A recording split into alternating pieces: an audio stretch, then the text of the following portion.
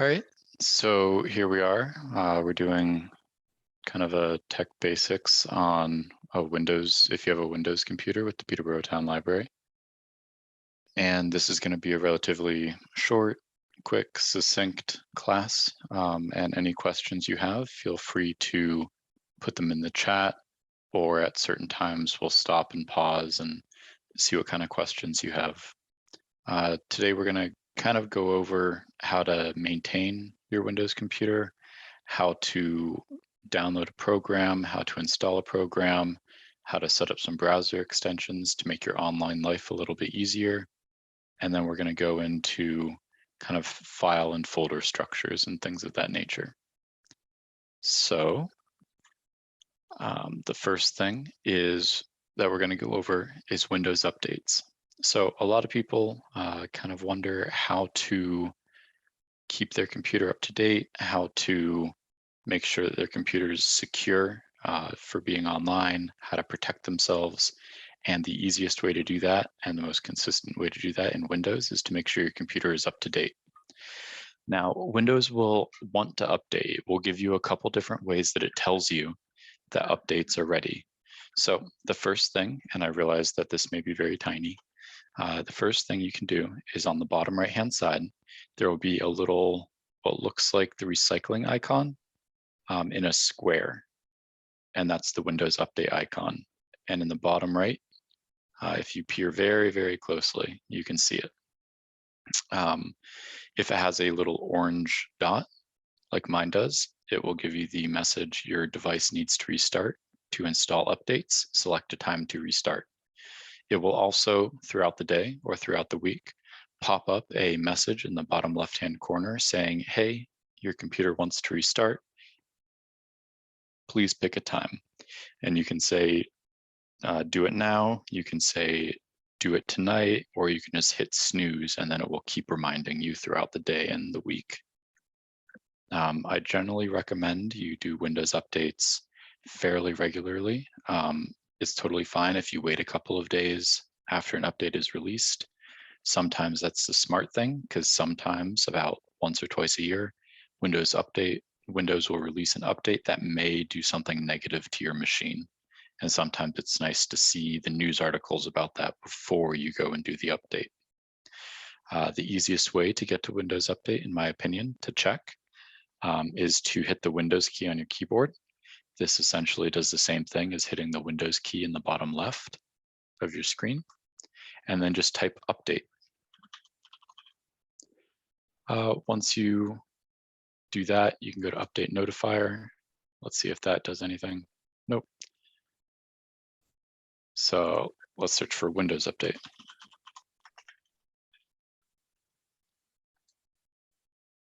Once we search for Windows Update,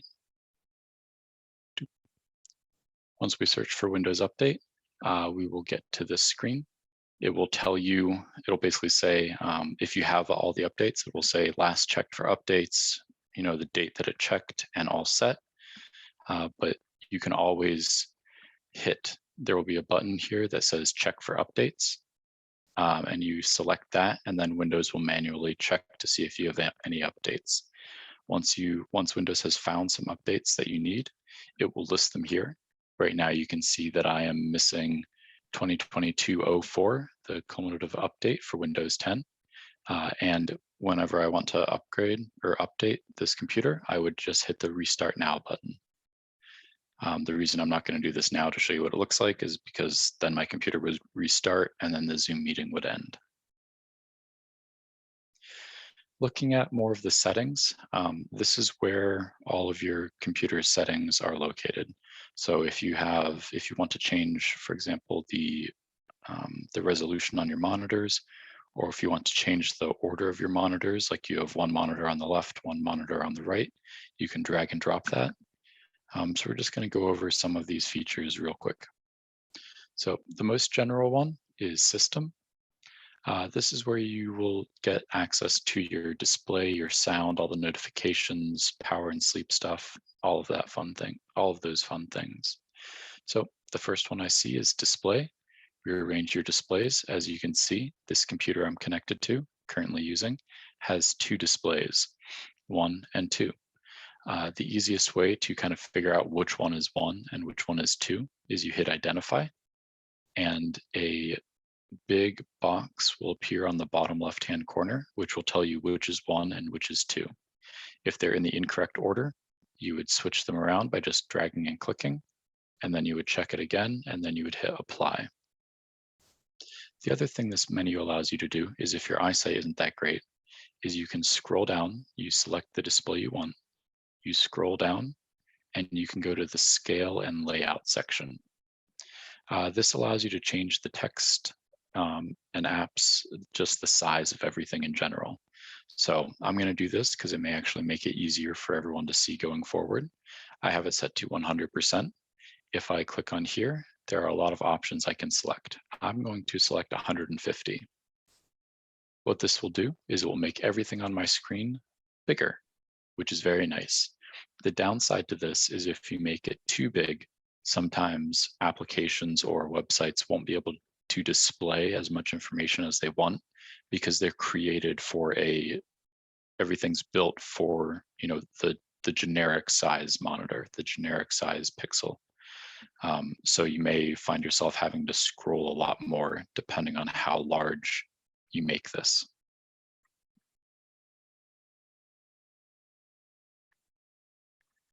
The next thing I want to go over is the bottom right-hand side of your computer. So this entire thing on the bottom is called the taskbar. This is where all of your open programs will live, and any programs you pin to it. So right now we can see I have Firefox, Teams, Brave, and Zoom open. And if I click on any of those, it will then open up that window, and then I will be able to use that application in front of the currently open application. If I go to the right-hand side, I see this little kind of arrow pointing upward. This is the Show Hidden Icons button. So basically, there are a lot of programs that are running on your computer that you may not normally interact with. So you can think of these as background processes that your computer is dealing with. And this is how you view them. So if I click up, I can see I have all of these programs that are running. So I have my 8x8 work app, I have Update Notifier, Stream Deck, Wavelink, my mouse control. I have all of these things. So if something is open, or if you want to access something and you don't see it down here in the normal section of the taskbar, sometimes if you go to this icon, the hide and show, you'll then find it here. If you want to do something with it, you generally would either left click or right click to see all of the menu options. The next thing we're going to go over is your internet access. So if you have a laptop, or if your computer is connected wirelessly, then you will see the Wi-Fi symbol. This is the kind of fairly ubiquitous just number of lines originating from the bottom right. You'll recognize it from your phone. And if you click on this, you'll be able to see what network you're connected to, or what networks are available wherever you are.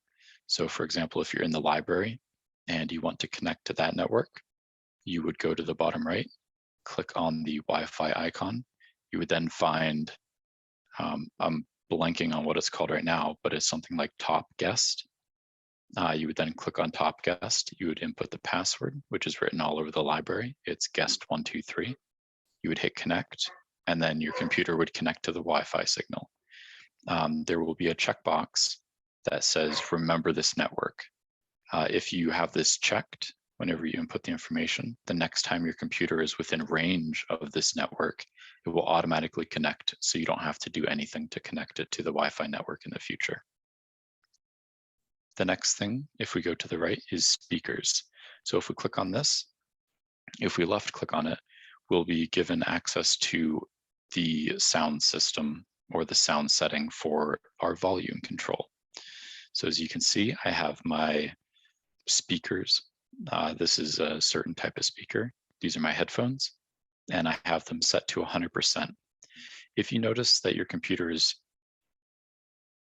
providing sound through the wrong speakers, so for example, if you're in the room that Mary's in, and your speakers are still, your sound is still coming from your laptop, even though you've plugged it in, you'll want to go to the sound system settings and then click on this up arrow. This will allow you to select which device you want the sound to come out of, and then the device that's downstairs, once you plug it in, will be available. Do we have any questions on the taskbar before we move on?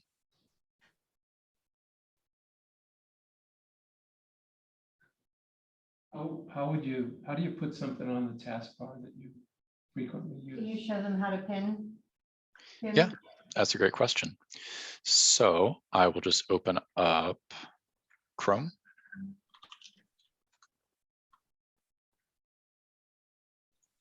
So there are a couple of different ways to do this. The easiest way, or the way that I use, is I will just physically open up the program that I want to pin. It will then show up on the taskbar.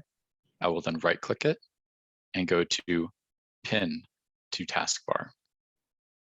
Once I have it pinned, I can close the program and it will still be there. If you notice on the bottom of all these icons, they have a blue section. That means that they're active. If it doesn't have that blue section, that blue line at the bottom, that means it's pinned, but you actually don't have the program open. So Eileen has raised her hand. She may have a question. Are you all set, Eileen? I'm just trying to go to full screen. Yes, I am. Can you hear me? Yes, we can. Okay. On the right-hand side of my taskbar, I get 15 icons. I have one now that if I click on it, it says Windows Security Actions Recommended. No, let's not use that. I have Adobe Application Updates. How do I get rid of these icons which just seem to be multiplying? It's a good question. I'll actually do that next. So I'll show you two ways to get rid of those icons.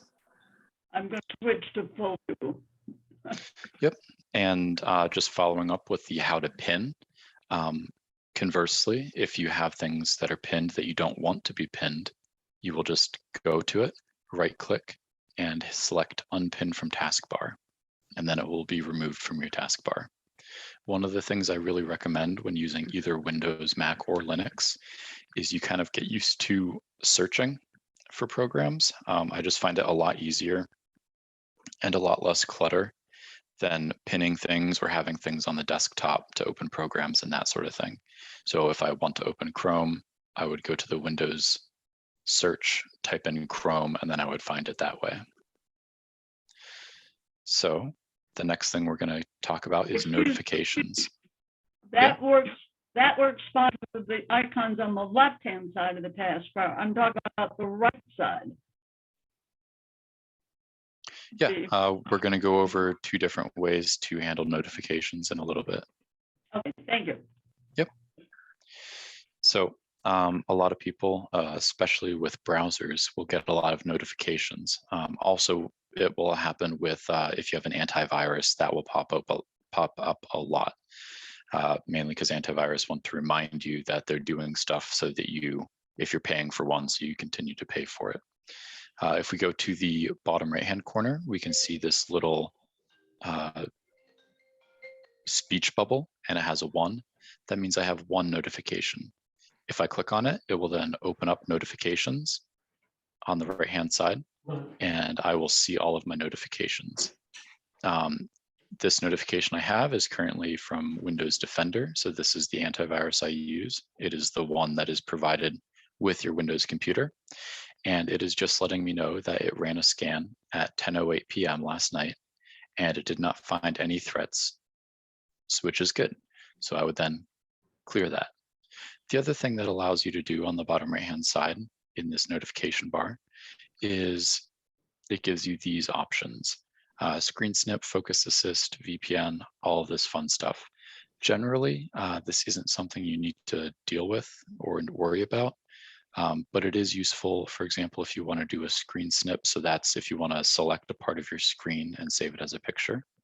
The other thing that can be useful is Focus Assist.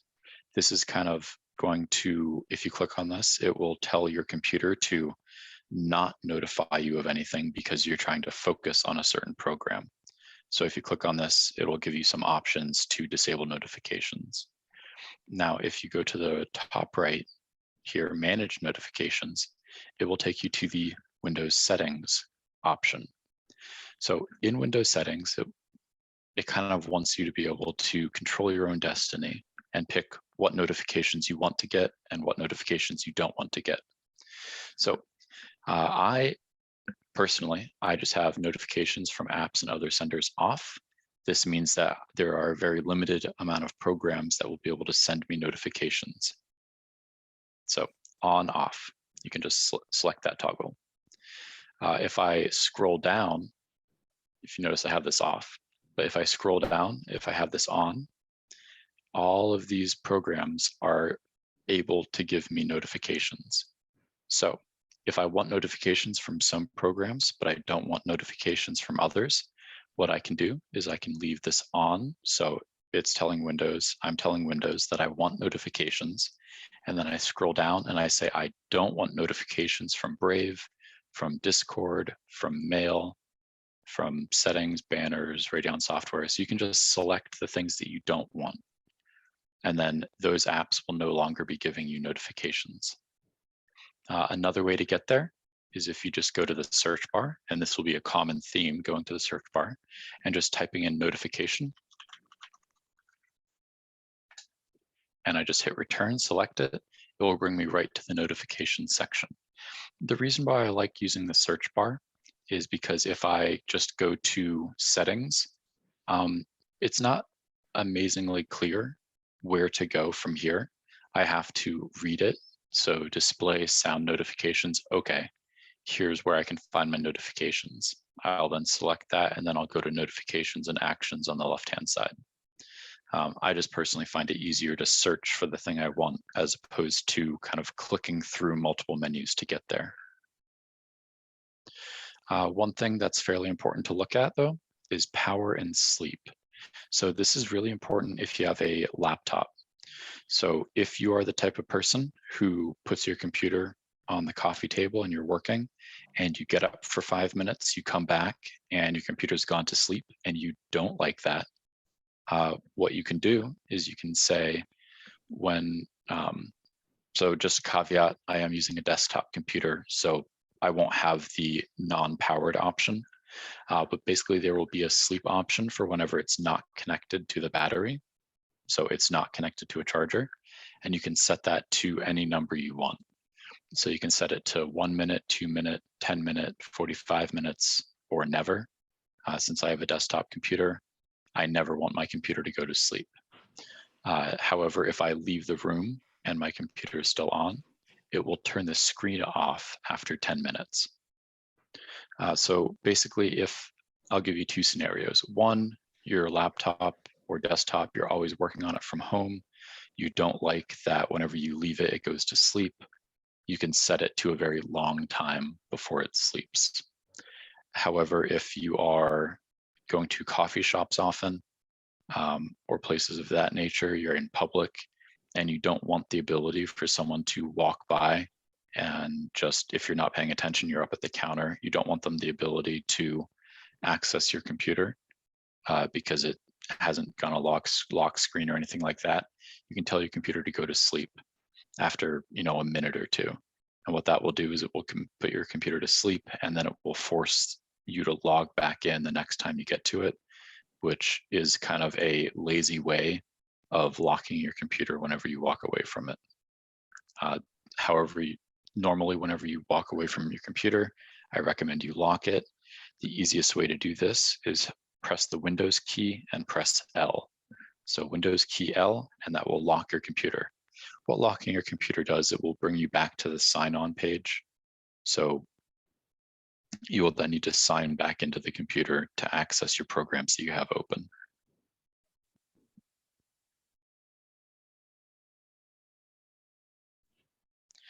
And that's generally how I deal with notifications. The next thing we're going to go over is antivirus. So if you have a Windows computer, you've probably heard that you need antivirus on your computer, which is correct. If you use a Mac, sometimes people will say you don't need antivirus, or Macs are super secure or something like that. And while that's true to some extent, Macs also need antivirus. So it's not just a Windows thing. So for me, I'm totally comfortable with Windows Defender. So that's the antivirus that I have. So for me to access that, I would just go here in the search bar and just type in Defender.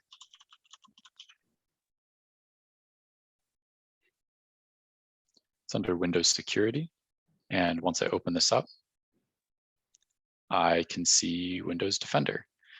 Basically, all that you need to think about, unless something is actively going weird with your computer and you want to run a scan manually, basically what you want to make sure is all of these green check marks are there. If the green check marks are there, your computer thinks it's safe, thinks it's secure, all that fun stuff. If there is a red or an orange notification, that means you should probably click on it and see what's up. If you want to run a scan for Windows security, virus and threat protection, no action needed, I would just click on there and I would tell it to scan. Your computer, if you are not using it and it is plugged into power, will automatically scan things to make sure that there's no viruses on your system.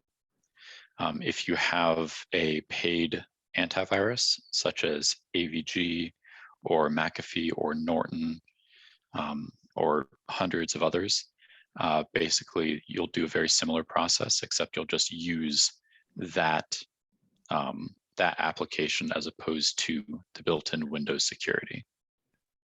So Tim, is there anything you need to do if you do purchase an antivirus software? Do you need to deactivate Windows Defender or just leave it alone?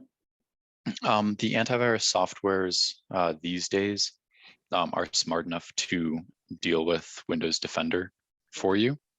One thing I don't recommend is having two different paid antivirus solutions, because there is a chance that they will fight each other a little bit, Okay, which can cause issues. great, thanks. I'm not saying, just as like a overall thing, I'm not saying that Windows security, the built-in Windows Defender, is the best antivirus. And there are antiviruses that for one metric or another are better or worse than each other. So basically just pick the one that you're more comfortable with, whichever one, you know, you've been using for the past 5 years, or whichever one just seems the best, is generally a fair way to go. They all share their virus definitions with each other. So, you know, most of the antivirus solutions will have a 93 to 97% detection rate, and they kind of fluctuate over time, which one's in the lead, which one's not. So it's kind of down to your personal preference and what you find the most usable.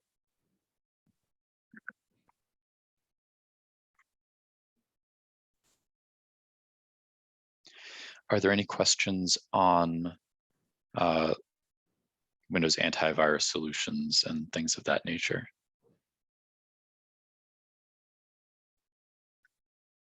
Where would you, if you're trying to shop the first time out, where would you get good information for the neophyte about all of the various options? There are a couple of different ways. I think the absolute best place to go is it's kind of niche, but I would go to it's a building called the Peterborough Town Library, and I would go on Wednesday at noon, and there's someone there who is able to go over all of these options with you in very specific detail. Lacking that, there is a website that I clearly don't remember off the top of my head that does rankings. So I'm just going to type in AV rankings, I think it's AV comparatives that I like. Okay. And basically you say if you're a consumer or you're enterprise, and then it has a whole bunch of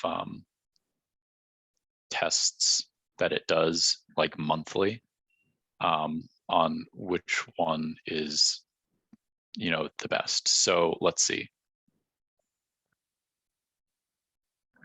So as of March 2022, avcomparatives.org tested all of these things: Avast, AVG, Avira, Bitdefender, ESET, blah, blah, blah, blah, blah. It tested all of these different programs.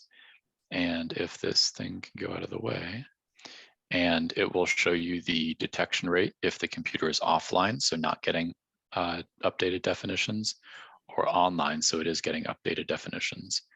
So basically what you want is you want to have a high detection rate and a low false alarm rate.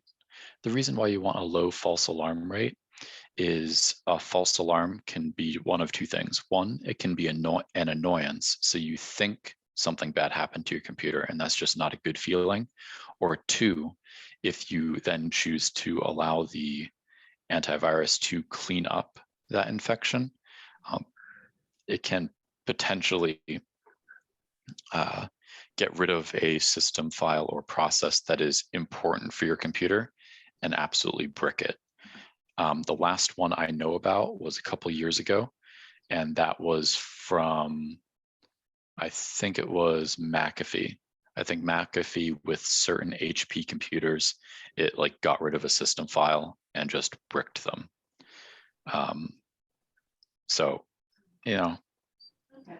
not great, but also the not but your computer's super secure if you can't use it. So offline detection rate, I don't view this as important, but the main thing I view as important is the online detection rate. And we can see that, for example, the one I'm using, Microsoft, has an online detection rate of 98.8, online protection rate of 99.96, and 5 false alarms. So it's not the best one, but if we look at ones that are higher up on the list, like ESET has 0 false alarms, but it only had a 96% rate. If we look at Norton LifeLock, it had 100% success rate, online protection rate, and online detection rate was 99.6%. So, but the other thing is, as you, like, if you want to look at this site, Mary can send you a link to it along with the recording. But if you want to look at this site, if you select different months, you'll notice one has gone up, one has gone down. So basically all of these ones look pretty good. I'm not sure what Panda's doing with this 96 false alarm or G data, but I mean, in general, yeah. Or Trend Micro, apparently you never want to use it offline. But this can kind of give you a rationale for, yes, I chose a good antivirus kind of thing. But in general, most antiviruses are very good. The other thing I use besides an antivirus is I use anti-malware. The definition of between the two has kind of changed over the years. I view antivirus as primarily an application that is trying to stop a virus from getting into your system. And an anti-malware is something that will take care of the piece of malware that's already on your computer. So for that, I like Malwarebytes. There is a free version. If you go with the free version, it will annoy you fairly often asking for you to buy the full version. You don't need to, but it will annoy you, once a day kind of thing.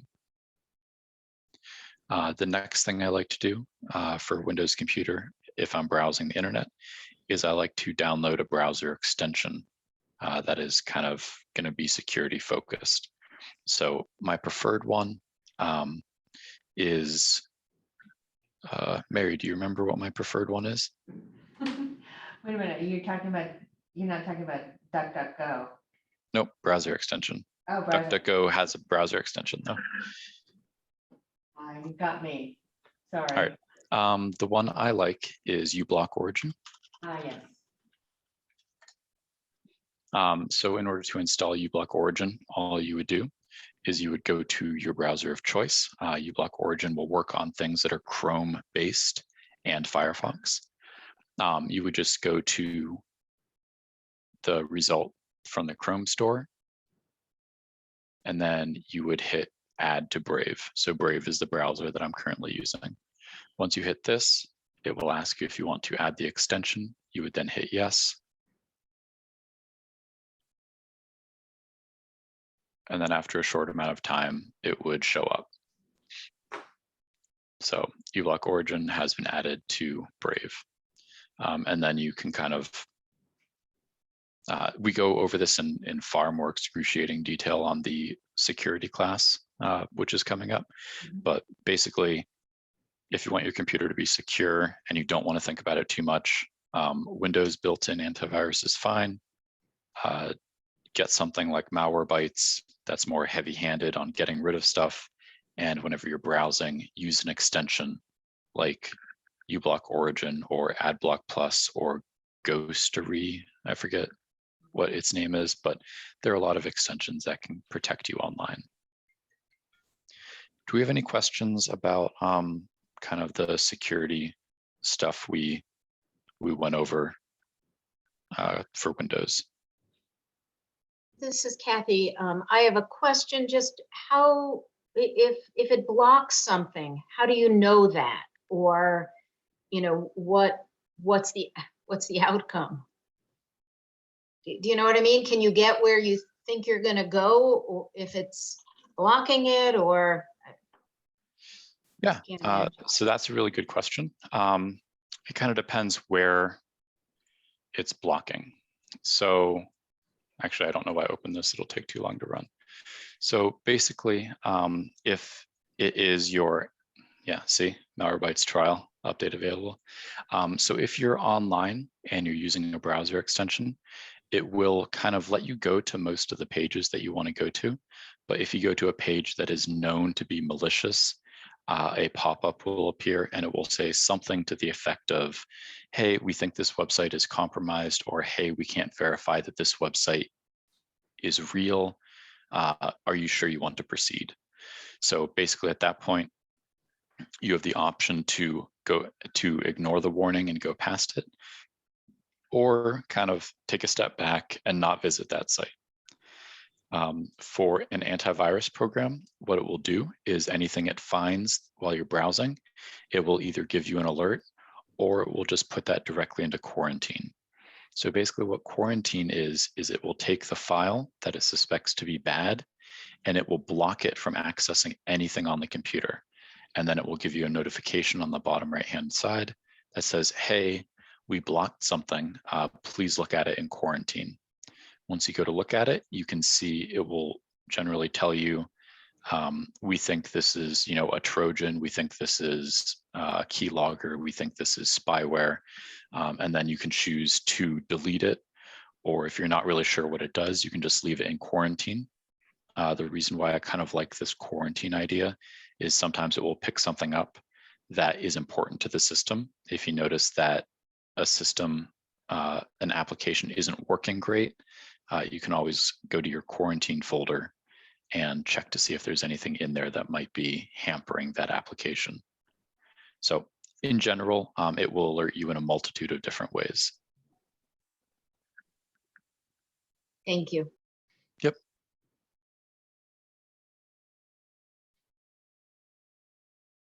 Any other questions for Tim on this subject?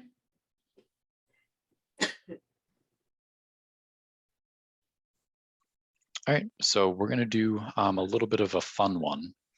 So, and by fun, I mean no one may ever use it. But one of the things that Mac does really well is copy from Linux. One of the things Windows does really well is copy from Mac. So one of the best things I think that they copied from each other are the multiple desktop things.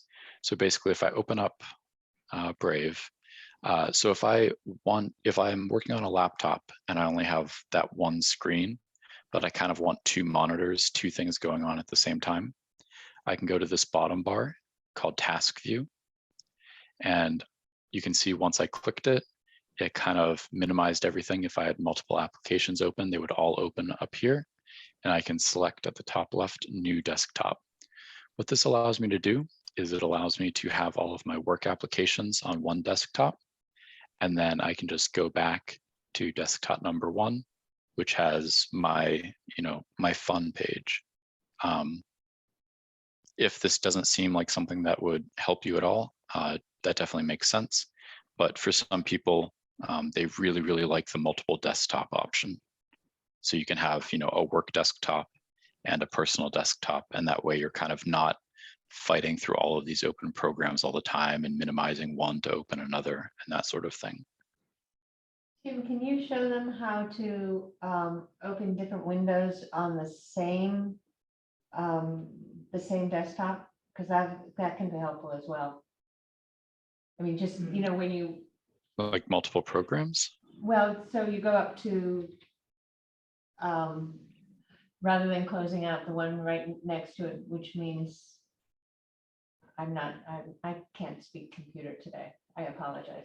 Yeah, I mean, so if something's open on the taskbar and you want that to go to the front of the line, Mhm. you can go to that icon and then you can select it. And then you can kind of switch between what's the active program or what is the active window.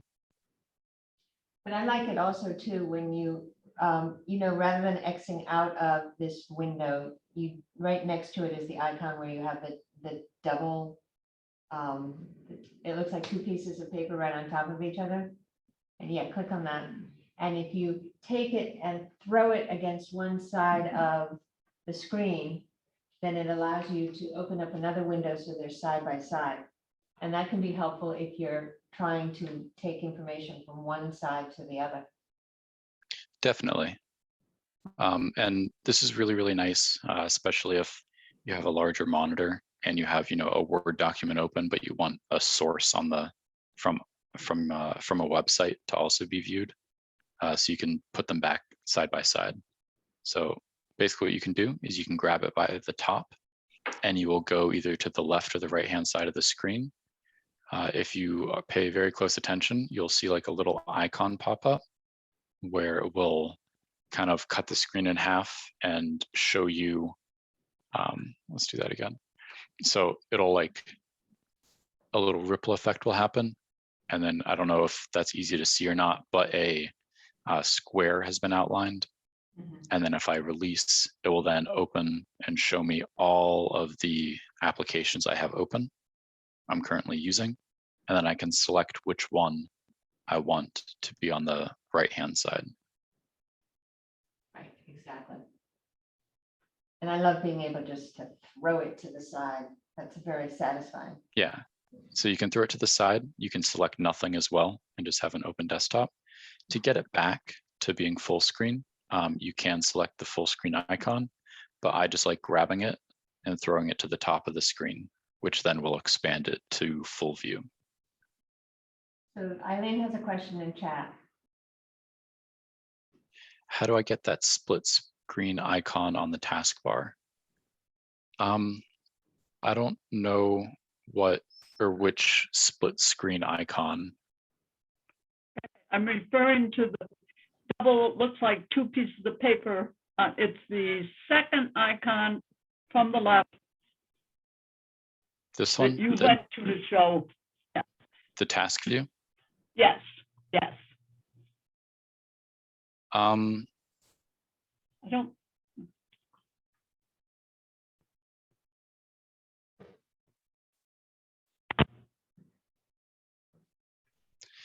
It may be under taskbar options, which you can get to by right-clicking and going to taskbar settings.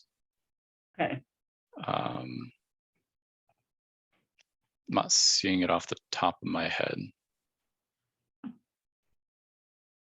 Well, we'll do a little research on it and send that out along with Yeah. the recording.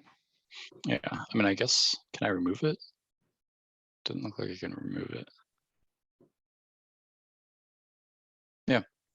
Yeah, I'll get back to you on that on task view. Thank you. One other caveat is Windows 11 did come out. We are doing this on Windows 10. So it's possible if someone's on a Windows 11 computer, things will look slightly different.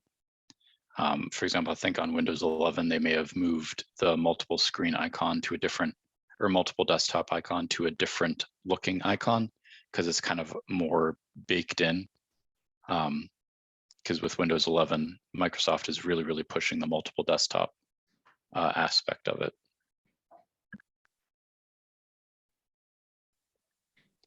All right, so if we go to settings, another thing that I find useful is personalization. So if we go to colors, this allows you to kind of set the main colors for your computer. I'm not going to go too far into the colors aspect of it, but I am going to go into light and dark mode. So if you have eyes like mine, and if you ever use a computer at night, sometimes the blinding white of everything is way too much to handle. So you can change your Windows default mode from light to dark. You can see it changes the taskbar mostly, but it also changes a lot of Windows things. So if I click on here, you can see it's dark.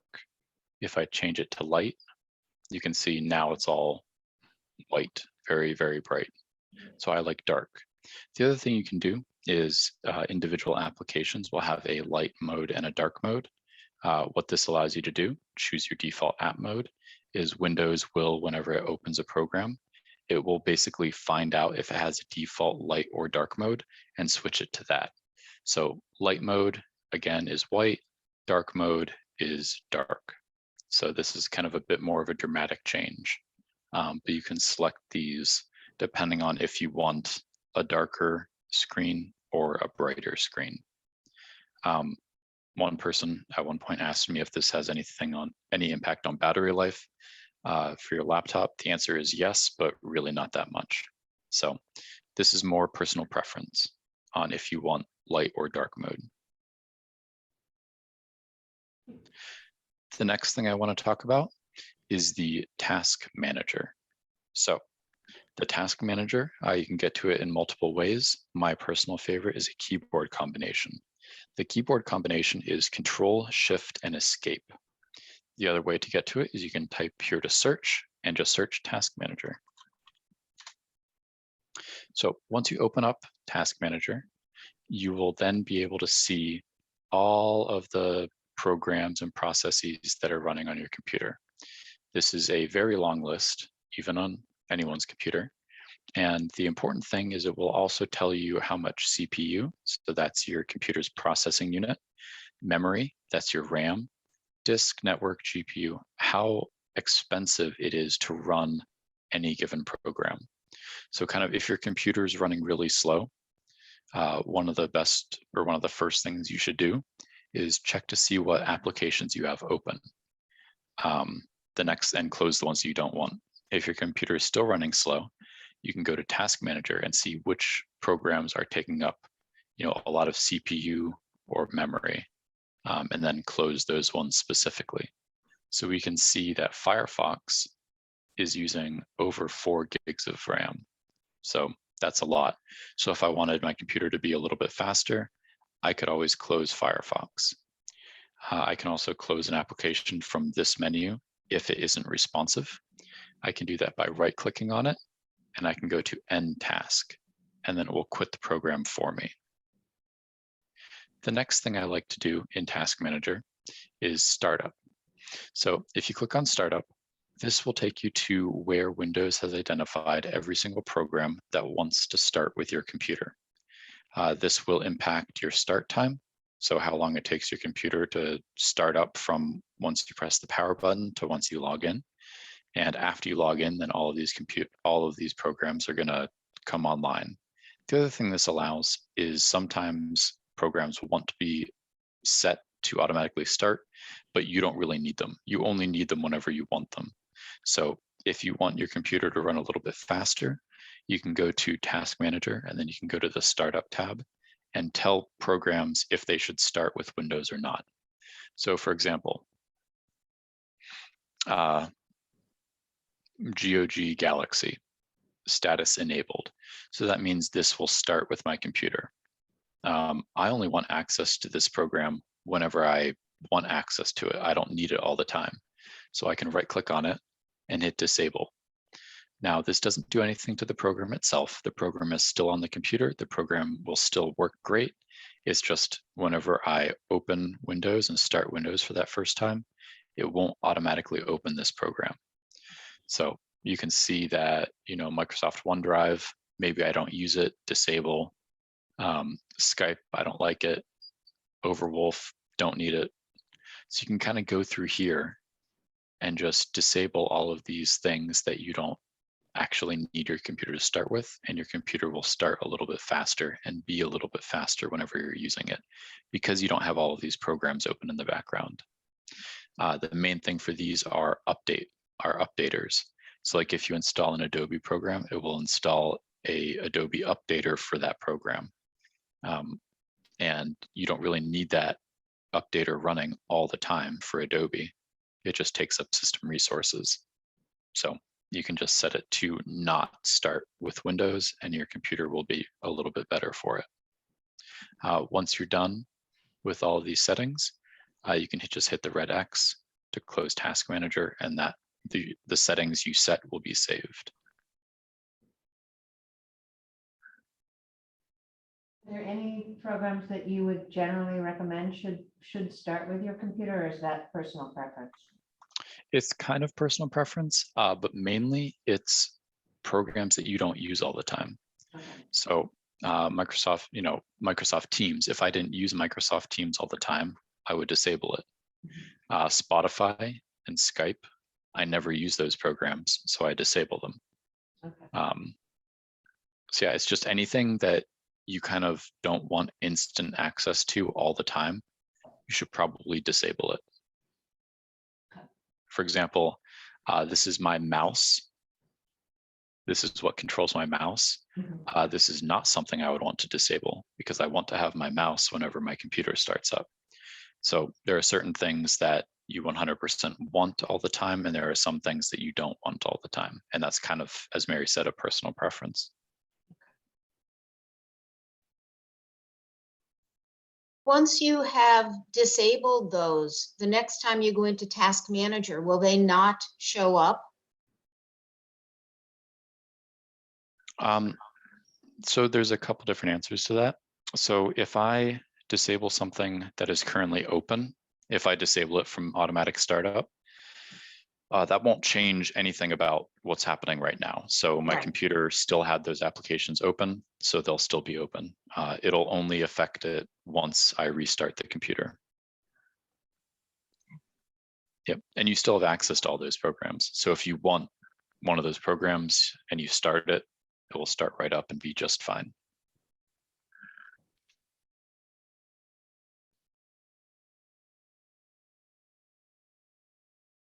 All right, so we're going to go over files and folders. So files and folders. So you get to these from Windows Explorer, which is the file icon on your taskbar. Click on this, and it will take you to Quick Access. Quick Access is just your most recent files or folders, or files and folders that you frequently access. So this is kind of nice. So if you if you were creating a Word document, you closed it, and you have absolutely no idea where in the hell it is, just go to Quick Access and go to Recent Files, and you'll probably see that document in there. And then you can find out where it lives, and you can open it back up. If we go to this PC, this will give you access to all of the things that are connected to your computer, like thumb drives. So if I were to plug a thumb drive in, it would then show up in this bottom section. Right now, you can see all of my hard drives that are connected to the computer. And if you want to, you can go inside any of these hard drives from here and just kind of look at what's going on and get to the files and folders that way. Generally, your files and folders will be in a designated area or like a designated folder. So this is what this top section is. So desktop, pictures, documents, videos, downloads, all of that fun stuff. So if we go to, let's see, what's a good one? Let's go to pictures. And we go to saved pictures. Here we go. So here's a file, here's a folder. We're in a folder, and it has a lot of pictures on it. If we click on this top bar, we can see where we are. So C, this is the main drive of the computer, users, your username, pictures, and saved pictures. So I know exactly where I am at any given time by looking at this top bar.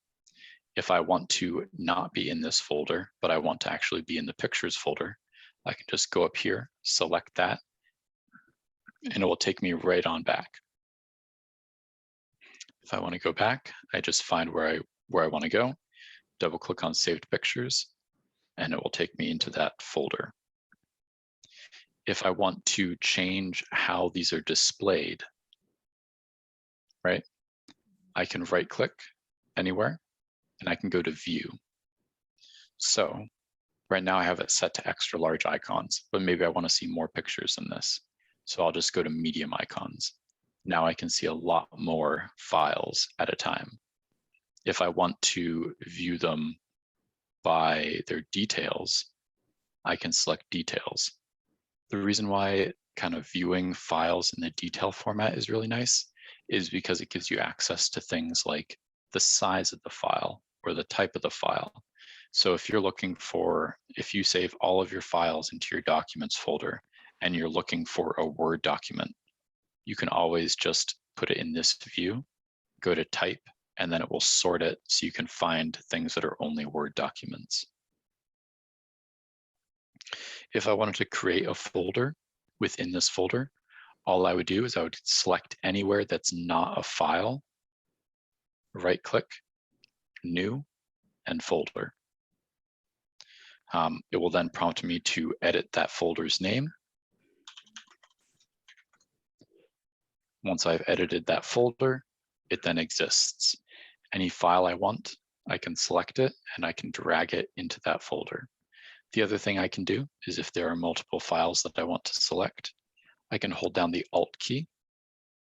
I can hold down the Control key and select individual files. If I just want to select everything, I can select the top file.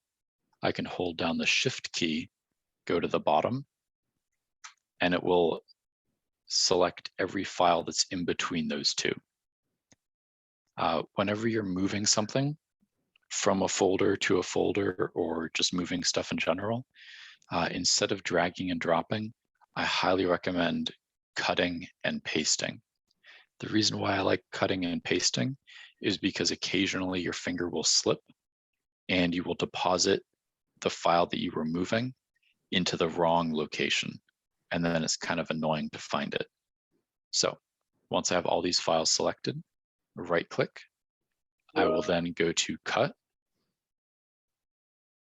I will then open where I want to paste them. I will then right click and I will go to paste. Now, all of these icons, all of these files are now in this folder as opposed to this folder. One of the easy ways to kind of move things from folder to folder, if you don't want to have all of this in one window, is just to open up another window.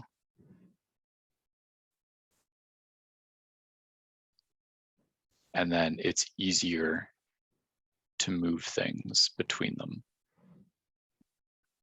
So you can see right now on the left-hand side, this PC, pictures, saved pictures, new folder, this PC, pictures, saved pictures. So I want to take all of these files. So I'm just going to select in an open area and drag my cursor so I select everything. And I want these files in this folder.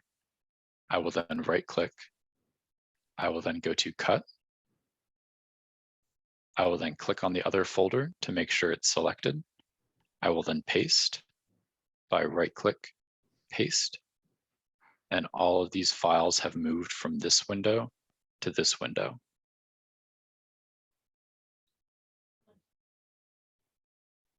Do we have any questions on folder creation and moving files?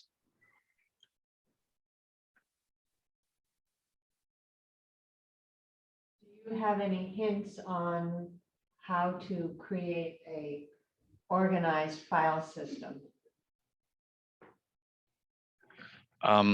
So file organization is definitely a product of how you've used computers before. I personally like to just keep everything in a folder and search for what I want. I realize this is not for everyone. So generally what I like to do is I will get rid of this folder. Is I will, if I have, tax documents or something like that, I will right click new folder. I will start with the year, and then I'll name that folder whatever I want. Tax stuff. And then I will just keep going. New folder, 2021. The reason why I like putting the date in front is because everything by default is sorted by name, which will allow me to kind of quickly find the folder I'm looking for if I have the date in front of it and I know what date I'm looking at. The other thing you can do for at least sorting or finding stuff is select up here. You can select stuff by, date created, all that fun stuff. But what happens whenever you have kind of too many folders? Well, then I would right click new folder and just label it tax stuff. In this scenario, select the two folders, and then I would consolidate. The reason why this can get unwieldy is based on how specific you are with your folder creation. So if you have a small business and then you're also helping your parents or your cousin with tax stuff, you'll be creating a folder for each thing, and then you'll end up with folders inside folders, inside folders, inside folders, and eventually you'll kind of forget where everything is located. So it's really based on what system works best for you. I personally like the date system just because I can generally remember what year something is that I'm looking for. The other thing I like to do is kind of go with very general things. So I like keeping all of my documents in my documents folder, and then I'll do a really general label like work or personal, and then kind of be able to sort from there. But you can get as specific as you want to.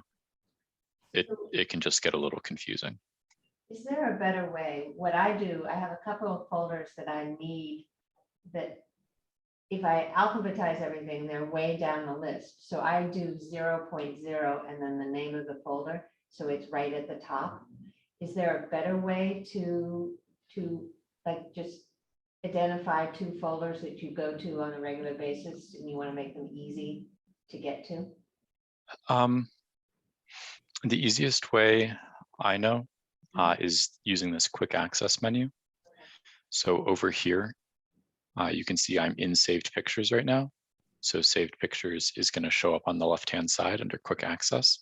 If this is a folder I access a lot, I will right click on it and I will go to pin to quick access. And that means this folder will always be pinned and I'll always be able to get to it. The one annoyance with this, as with anything else related to files and folders, is if you pin 10 things, suddenly that pin starts to mean a lot less. Because if everything's important, then nothing's important. So in order to get rid of a pin, I would right click and I would go to unpin from quick access. It's a much cleaner way than what I had come up with. Another thing you can do is you can use cloud storage,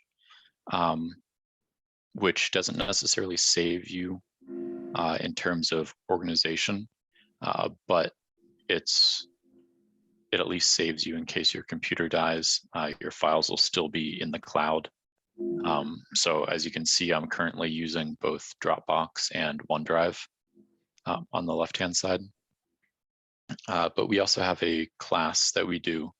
I don't really know when it's scheduled, but we go over cloud storage and we dive deeper into file and folder structures and how to kind of back up all of your files and your pictures and make sure nothing really ever gets erased accidentally.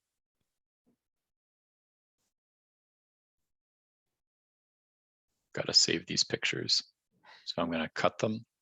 I'm going to go back to saved pictures, right click and paste. I no longer care about these folders, but if you wanted to, but I'm kind of paranoid.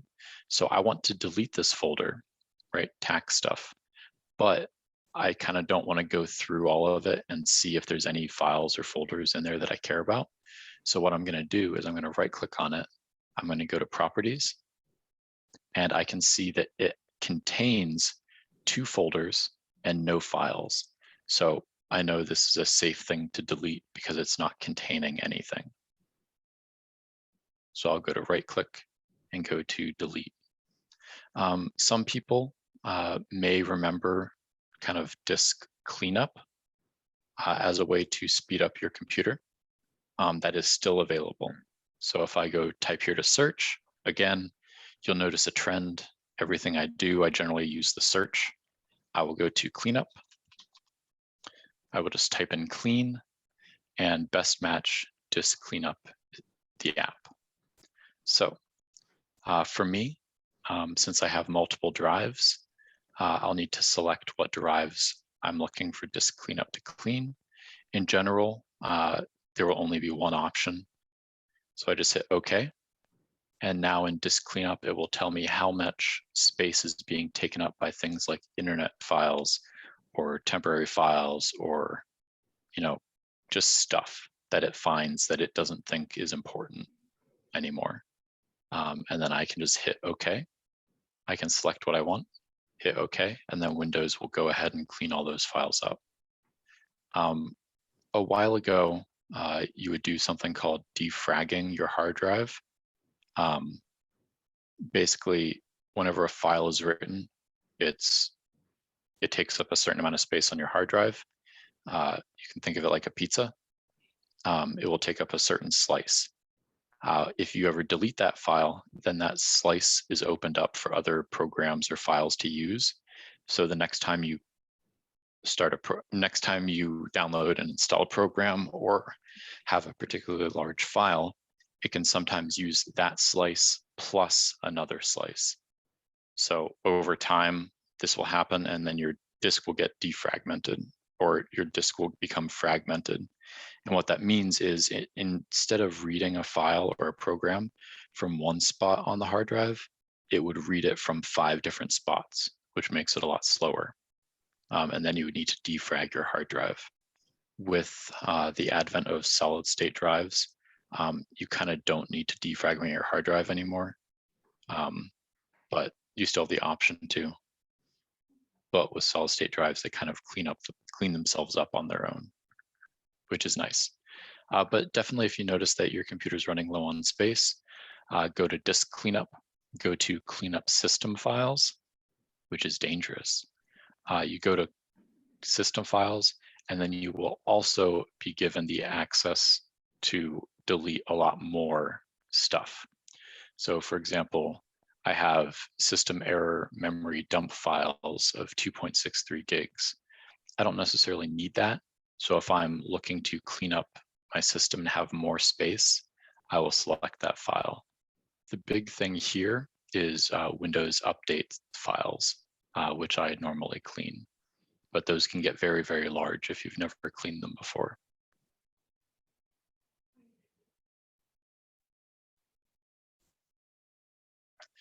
I know we ran over the estimated time by about 5 minutes, but does anyone have any questions or anything of that nature? Yeah, I sort of do. In the browser, is favorites and bookmarks the same thing depending upon the browser you're using? Yes, so like Firefox and Chrome, bookmarks, Internet Explorer and Edge favorites. Okay. Yep. Oh, I almost forgot. Default programs. To get to default programs or default apps, you just go to the search bar, type in default.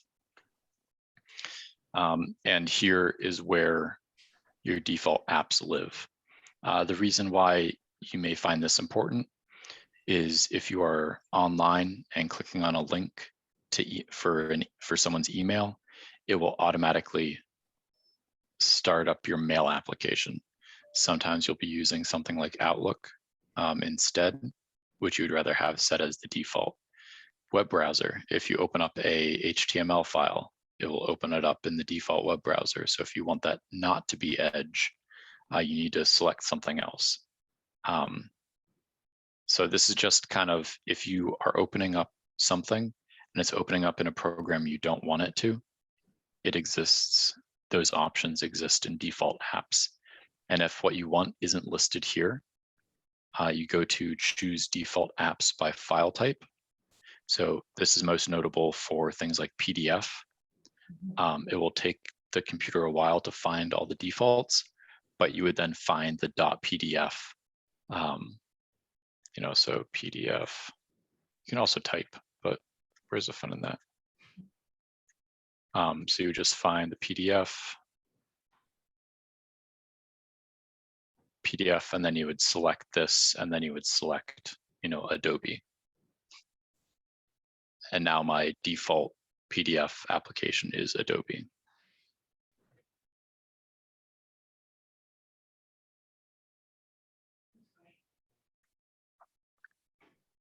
So does anybody have any questions for Tim? Tim, you gave us a lot of information. It's going to take a little time to process it. I mean, in general, it boils down to right-click on stuff if you want to interact with it, and use the search bar whenever possible. If people have questions after this program's over, feel free to email me or come tomorrow between 12 and 1 when this individual comes to the Kelly room. I can't remember his name, but he does tech drop-in. Yeah, I don't know. Must be a weird individual. He just keeps showing up every week. It's amazing. Yeah.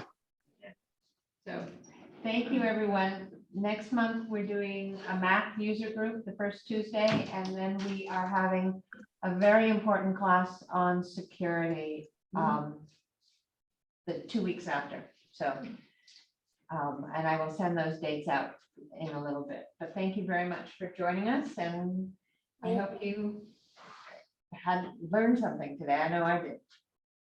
Thank you very much. Yes, thank you. Thank you.